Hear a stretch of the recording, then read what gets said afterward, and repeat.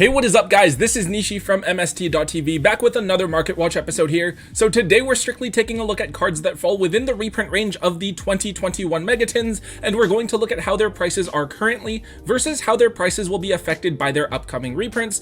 Between sets like Rise of the Duelist, Eternity Code, and Secret Slayers, we have a lot of amazing cards that are due to be reprinted in this year's Megatins. Therefore, it's important to keep what they are in mind so that you can weigh the benefits of keeping them versus selling them now and buying them back in just over a month at a much lower price. The tins are due to come out on October 1st, so you'll definitely want to keep these cards in mind if you do own them. Let's get started. Alright, so first up we have AA Zeus Sky Thunder. We all know what this card is. I think it's arguably the best extra deck monster to be released within the last year, maybe coming second to Access Code Talker. Zeus is actually one of the few cards to be announced officially to be included in the 2021 Megatins, as it was revealed alongside a few different brand new cards. It's going to be an ultra rare, so it is going to be a lower rarity printing than the original secret rare version, but obviously an additional version being available is going to make the card considerably more accessible to the player base, which is always great. The Starlight versions have remained unchanged, but the secret rares have actually already fallen in price a decent amount, going from $70 to $80 a couple of weeks ago to all the way down to the $55 mark already. We should definitely expect to see the price continue falling from here, probably down to around the $40 to $45 mark each, and the ultra rare reprints are probably going to come in at somewhere between $20 and $30. I do think there will still be a lot of value retained by the secret rares, as they are the original printing, and I personally am in general more fond of secret rares than ultra rares, so a lot of players will probably want to grab the original prints as well. Despite being just an ultra, I definitely expect this card to be right up there as one of the most in-demand cards from this year's tins. Next up, we have Access Code Talker, which is probably going to be right up there with Zeus in terms of being one of the best cards in this year's Megatins. Access Code is kind of weird to me because it remains ridiculously expensive, despite how everyone is expecting it to be included in this year's tins. It used to be up at the $140 to $150 mark, but even now, just a month away from the tins, it's actually still up at $120 a piece. I think that Access Code is definitely going to be in the tins. In my mind, I compare it to something like Boral Sword Dragon or Appaloosa, cards that were first printed as secret rares from core sets and were kind of like the generic rank 4 boss monster of their respective years. Now, I would like to think that this card should be much cheaper by now, but do remember that cards like Appaloosa and Borreload Savage Dragon actually stayed really high up there in price and actually saw several price spikes leading up to their expected reprints because the cards were just so in demand for meta play.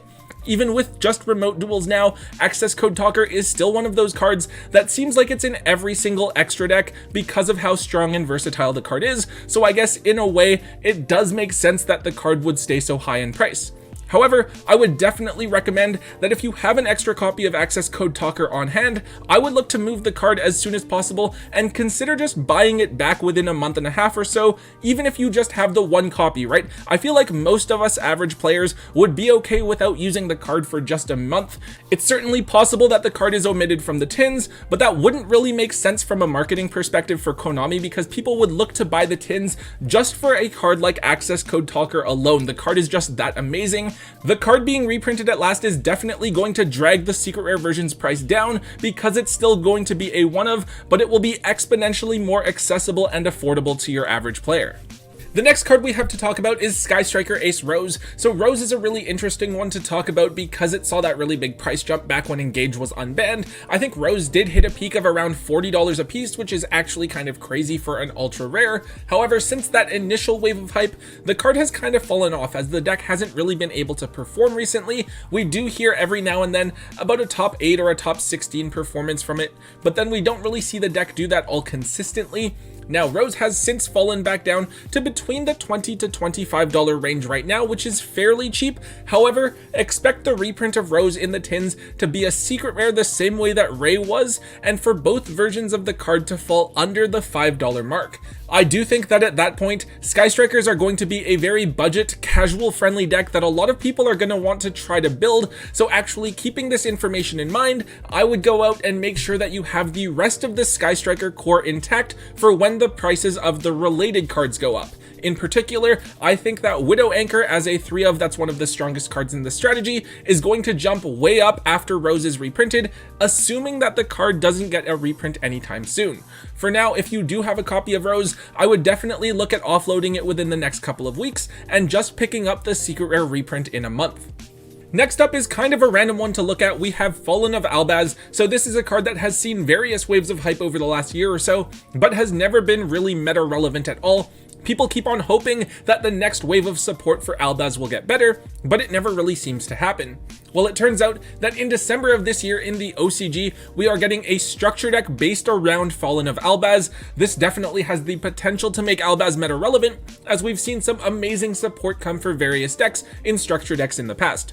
Right now, Albaz is actually a $32 card, which is quite a bit for a secret rare that was supposed to get reprinted soon and hasn't done anything for the meta at all. However, I think that for now, we should actually expect Albaz to not be included in the tins. It would probably get a reprint in the structure deck itself instead, and even if that version is hollow, it's probably not going to be anything like the original secret rare, so there's a good chance that some people will still want to own and use the original printing of the card, especially if the deck is actually good.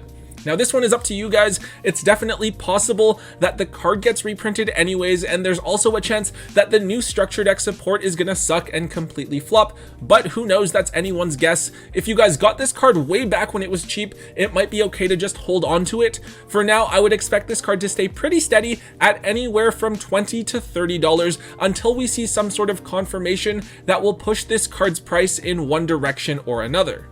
Okay, so we are on to Triple Tactics Talent, which is, in my opinion, going to be the money card of the 2021 Megatins. Triple Talents made an impact right out of the gate when it was first released, seeing play in both the TCG and OCG metas, and even though it wasn't played in absolutely every successful deck, I still consider this card to be an absolute staple if you're playing competitive Yu-Gi-Oh! That being said, it's also a card that everyone is going to want to own 3 copies of, unlike Zeus or Access Code, which you only need 1 of, and unlike Droplets or Lightning Storm, this card hasn't seen a reprint in any other sets. Talents is currently up at $120 a piece, which is pretty steady from where it's been for quite a while. This is quite expensive, and I do expect the price to fall at least a little bit, but as a generic 3 of staple, I would expect the original print secret rares to retain a lot of value. Consider a card like Ash Blossom and Joyous Spring, where the value of the original secret rare may have fallen off immediately after the card was reprinted, but has since rebounded back close to where the price was at its peak. I'm expecting that people will still want to play their original secret rare copies of Talents, and while the card probably won't stay over $100, I think there's a really solid chance that it could maintain a $60 to $80 price tag. As a general rule, I would say that a card like this should be sold, but I'm actually kind of hesitant. Part of me thinks that there's just too many good cards that will be included in the 2021 Megatins. They might choose to omit a really big card and include it as a chase card in either Maximum Gold Eldorado or Brothers of Legend, and Triple Tactics Talent would, in my opinion, be the perfect candidate and be enough of a chase card to justify cracking a ton of whatever product that is. Maybe I'm just being overly paranoid because the easy call to make here is that the card will be included in the tins, but I'm pretty sure that Konami is going to choose one big card not to be included in the tins and use it as a chase card elsewhere. Obviously, I can't predict the future, so take everything that I'm saying with a grain of salt, right? But just to be sure, keep an eye on this card over the next month to see if there's a window to sell this card off. I guess another engine that I should touch on here briefly is the Dogmatica engine, which has remained one of the stronger splashable engines that we've seen over the last year or so.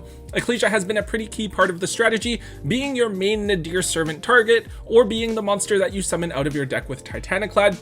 Now, I would have talked about Nadir Servant here, but at the moment Nadir Servant is limited in the OCG, and depending on how Konami is feeling, they might choose to hit the engine here in the TCG as well, after the card has been reprinted and Konami has milked some value from it. So recently, people have actually been playing Ecclesia at 1, since you can actually use Nadir Servant to retrieve Ecclesia from the graveyard, which is kind of cool. Because of this, we'd seen Ecclesia sitting pretty steady at around the $20 mark. However, I think it was a few weeks ago when everyone found out that the 2021 Megatins were being delayed from September to October, we saw a little bit of a jump in Ecclesia's price as it went from $20 to $28 before now settling at the $23 mark.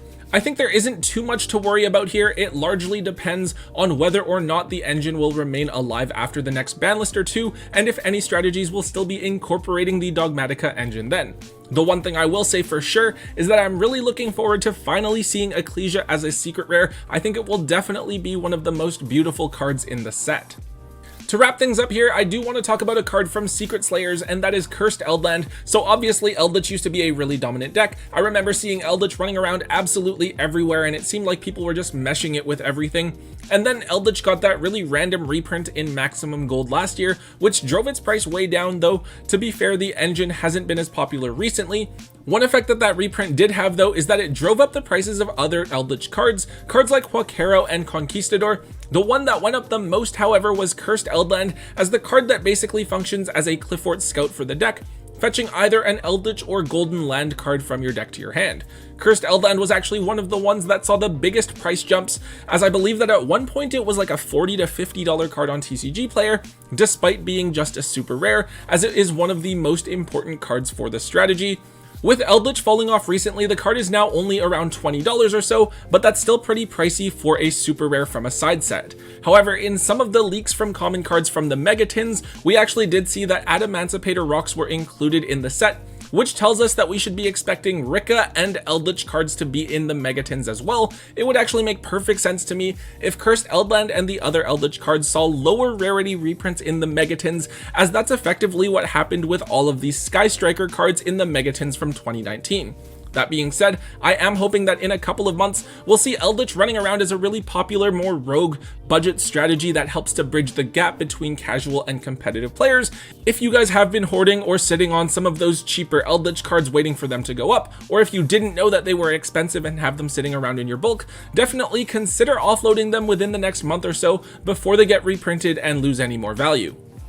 Alright guys, that is it for today's episode. There's actually a ton of really good cards that we're expecting to be reprinted in the 2021 Megatins. I am so confident that it's going to be an amazing set, even though I don't think it's getting promos this year either. There's a ton of things to watch out for, different Tri-Brigade cards, the Virtual World Archetype Zoo King Alpha, Adamancipator Researcher, so many other things I'm expecting to see, and I'm really excited especially to see some of those cards in newer rarities. Anyways guys, if you enjoyed today's Market Watch episode, please make sure that you do hit that thumbs up button for me and give this video a like rating. Also make sure you leave a comment in the comment section down below. Let me know what you guys think about the cards we talked about today, or what other cards you guys are excited to see in the 2021 Megatins this year. Also, if you haven't already, make sure that you subscribe to MST.TV for all of the latest and greatest content from both me and Tombox, and of course check out MSTmerch.com. Keep your eyes peeled for some crazy reveals of new products that we're going to be coming out with in the very near future. And until next time guys, don't forget to hold on to your MST.TV.